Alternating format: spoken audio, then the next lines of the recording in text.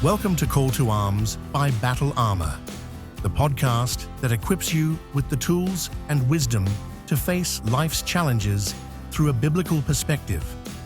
Join us as we delve into topics of faith, resilience, and spiritual growth, armor-clad and ready to conquer the battles of everyday life. Welcome to A Call to Arms by Battle Armor. Today we're going to be discussing glorifying men as the best of women. That is something in the past few years that has really taken growth. But if you want to find out more about Battle Armor and what we do, you can check out our webpage at battlearmor.org, battlearmor.org. And if you want to help support our mission, you can purchase one of our books or our many other materials. And like I say, you can go to our webpage to find out more. So today, let's get into the podcast.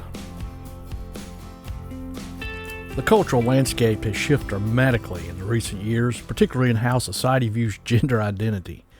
One of the most contentious issues is the increasing recognition of biological men who identify as women competing in women's sports and being celebrated as the best among women in various arenas.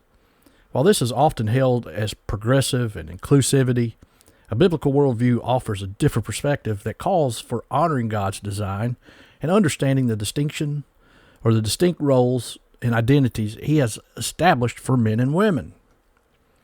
The Bible clearly talks about creation of humanity as male and female. Genesis 1:27 reads, "So God created man in his own image, and in the image of God he created him, male and female he created them."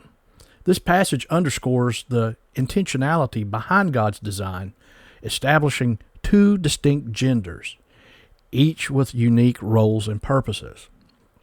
Throughout Scripture, the distinctions are constantly affirmed. Men and women are equally valuable in God's eyes, both created in his image. Still, they're also different, complementing one another in the ways that reflect the fullness of God's character. The New Testament reinforces this by upholding the roles of men and women in the family and in the church in Ephesians 5:22 through 33, 1 Timothy 2:12 through 15. In contrast, the current cultural trend blurring the distinctions between especially in sports and other competitive fields, undermines the very order that God established. When society began to glorify men as the best of women, it not only distorts the truth of God's creation, but it also leads to confusion and injustice. Women in sports is one of the most visible areas of this issue.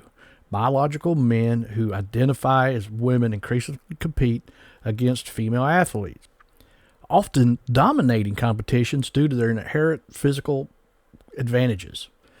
These trends raise significant concerns about fairness and integrity of women's sports.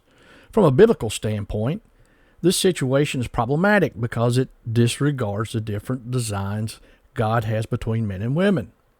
When men compete in women's sports, it can rob female athletes of the opportunities they've worked hard for to achieve, and can undermine the very purpose of having separate categories for men and women in the first place. Moreover, these trends could lead to the glorification of men as the best woman, which is a direct affront to the biblical understanding of gender. It sends a message that distinctions God created are important, even accurate, which can lead to further confusion and departure from the truth. As Christians, we are called to honor God's design in every aspect of life, including how we understand and live our gender identity. This means recognizing and celebrating the differences between men and women as part of God's good creation. It means standing against cultural trends that seek to blur or erase the distinctions, particularly when it results in injustice or harm. Deuteronomy 22:5 clearly directs against confusing gender roles. "A woman shall not wear anything that pertains to a man, nor shall a man put on a woman's garment. For all who do is an abomination to the Lord your God."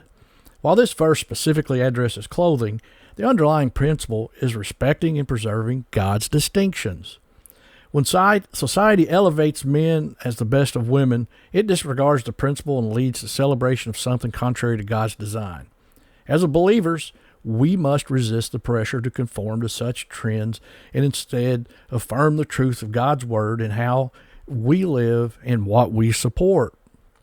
While it's important to stand firm on biblical truth, it's equally important to approach this issue with love and compassion. Many people who identify as transgender are struggling with profound and complex issues, and they need to be met with the love of Christ.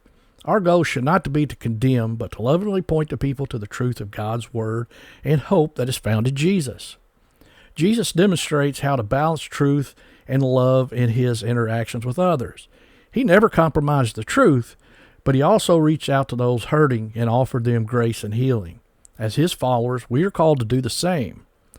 The trend of glorifying men as the best of women in society and sports is a departure from a biblical understanding of gender and God's design for humanity. While the world may celebrate this progress, Christians are called to a higher standard that honors the distinctions God has made and seeks to uphold the truth and love. By standing firm on biblical principles and approaching this issue with compassion, we can offer a countercultural witness, pointing people to the beauty of God's design and the hope found in Jesus Christ. In doing so, we not only honor God, but we also contribute to society that values truth, fairness, and the unique contributions both men and women have. Hey, thank you for joining us on Call to Arms by Battle Armor. If you want to find out more about the podcast, about what we do, battlearmor.org, battlearmor.org. And remember, stay encouraged, keep the faith. There's a harvest coming.